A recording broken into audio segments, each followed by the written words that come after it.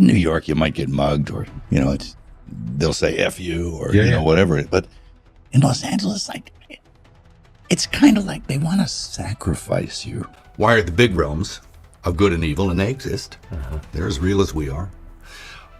Why are these realms slugging it out for the souls, the hearts and souls of mankind? Why? The resurrection is the one that is the most difficult for people to swallow. Yes.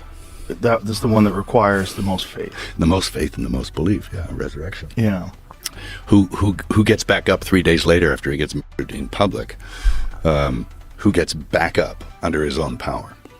Buddha didn't do that. You're presented with a lot of things and a lot of new games to play and a lot of people and money, and there's a lot of weird power games, and there's the studios over in California. I think society is kind of devolving somehow. It seemed like there was resistance to that movie. Oh yeah, no, there was which I thought was very strange. There was like Hollywood resistance to that movie. Like people didn't like that you were making it. It seemed like there was a lot of opposition to it, and I don't know.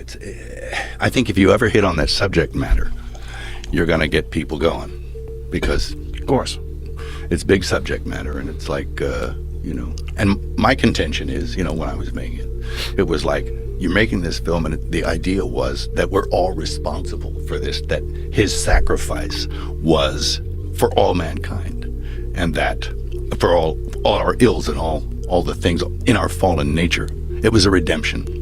So, and I believe that, I actually am, I was born into a Catholic family. I'm very Christian in my beliefs, so I do actually believe this stuff to the full.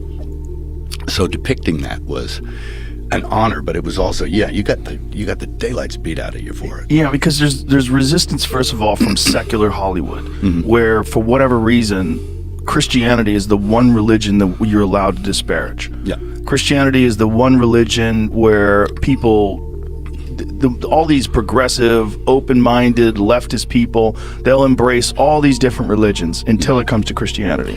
And for whatever reason, that represents like white male, whatever it represents, colonialism, whatever it represents, it's negative. Yeah, sure, it's gotten a bad rap, and people do feel free to beat up on it. Well, I regard the Gospels as history. It's verifiable history. Some people say, it's a fairy tale. He never existed, but he did. And there are other accounts, verifiable historical accounts outside the biblical ones, that also bear this up, that yes, he did exist. And the other aspect of that is that all the evangelists, the apostles who went out there, every single one of those guys died rather than deny their belief. And nobody dies for a lie. Nobody. Right. Yeah. Well, the resurrection is the one that is the most difficult for people to swallow. Yes. That's the one that requires the most faith. The most faith and the most belief. Yeah, resurrection. Yeah. Who gets back up 3 days later after he gets murdered in public? Who gets back up under his own power? Buddha didn't do that. Right. So. You believe that was a real event? Yeah, I do. Yeah. What brought you to that belief? Is this something that you've always had, or is it something you studied it and you've come to this conclusion because of the historical accounts? And yes, I think as a child, one accepts things on faith because you're raised by people who are nice to you and they believe it. So as a child, you learn these things and you accept them on faith. And I still have that faith, but as I got older, I came to it through intellect and through reading and putting things together in accounts, and then occurrences like in my own life. I mean, I don't think it's any secret. I am flawed in the fact that I am by nature born an alcoholic, right? I did drugs, I did alcohol, so, and there was nothing that could stop me from doing that. Nothing. So I was really kind of you're on a downhill run. So I regard the fact that I was able to appeal to something greater than myself to help me and actually stop me doing that. I think that's a miracle. It is. For me, it is. And for many. And we're allowed to make mistakes. And we do. We are so flawed. And I'm more flawed than anyone, But it's something that I think, and it's pretty safe to say I'm in the third act now. You're in act 2, right? Gesundheit. But I'm in the third act, man. So you have to think about the other side. You have to think about what comes next. Is there a next? Yes, there is. I believe there is. And I think it's depends on how you live now. And the beauty of believing is that even for your transgressions, you can be forgiven and you can be redeemed.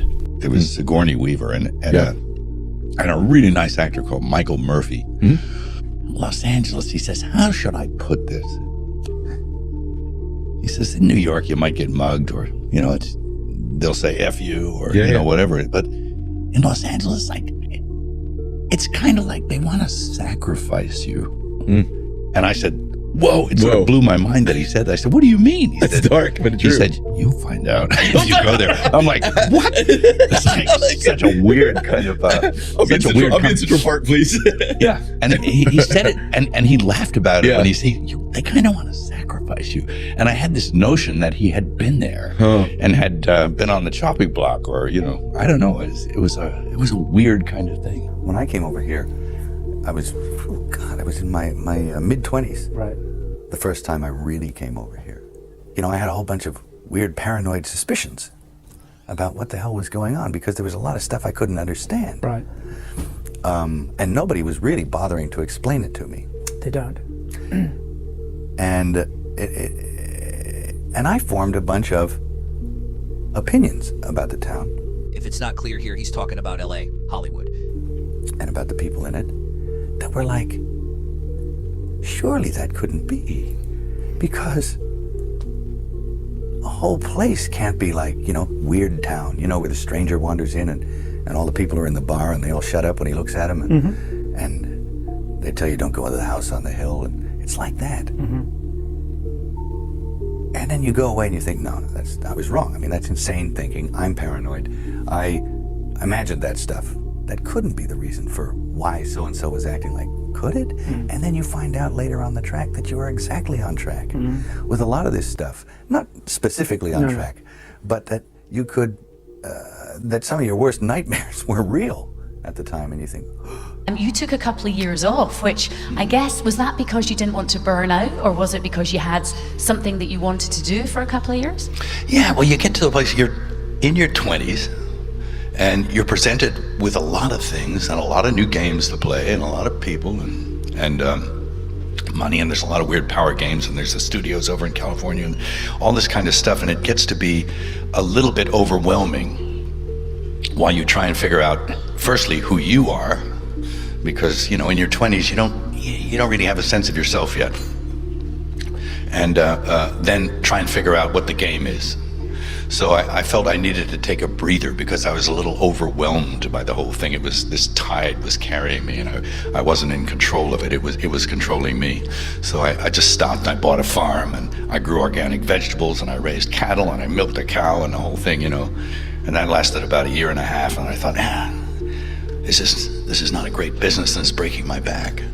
So, hey, look, God gives, God takes. We come in with nothing. That's the same way we go out, And here's the deal. You'll always be okay. If you seek first the kingdom of God, you'll always be okay. You'll get what you need. Look at the flowers of the field. Look at the birds of the air. They get fed. They get clothed. I mean, it's Matthew, I think. But that was one of my dad's favorite passages. He said, stop worrying about stuff, about money, about stuff. So, that's, I think he put that in my head when I was very young, and it stayed, and I believe it, Yeah. So. What do you do every day that is beneficial to you? Man, I get up every day and I realize I'm not in control of this whole thing. And no matter what happens, I just ask for the grace to be able to deal with it, and to deal with it well and to accept it. That's the other thing. It's being able to accept stuff. And it's like, how do you get meaning out of this existence? And what's it all about? So it's a search in that direction. And I think the search, you might never get to the end of it, but I think the very act of searching yields some kind of good fruit. Is it prayer? Is it meditation? Is it exercise? You remain in tremendous shape. Well, all those things are in play. I would say prayer, meditation, exercise, and introspection and self investigation, so that make sure that you don't get out of line too much. It's a It's a high wire act. One last question. What is your favorite Bible verse? I don't have a favorite. I mean, there's too many good ones. Beautiful. And they're hard to, they all mean something different. I mean, it's great. From the Old Testament and the New Testament. I mean, how could you possibly pick one? Why are the big realms of good and evil, and they exist? They're as real as we are. Why are these realms slugging it out for the souls, the hearts and souls of mankind? Why are we the meat in that sandwich? Little old us, flawed us, imperfect us. Why? Why is that about us? And I'm trying to answer that question. I don't know if I can. I've attempted, and maybe with God's help and with image and with sound and music, we can deliver on some answers to some of those massive questions, these existential questions.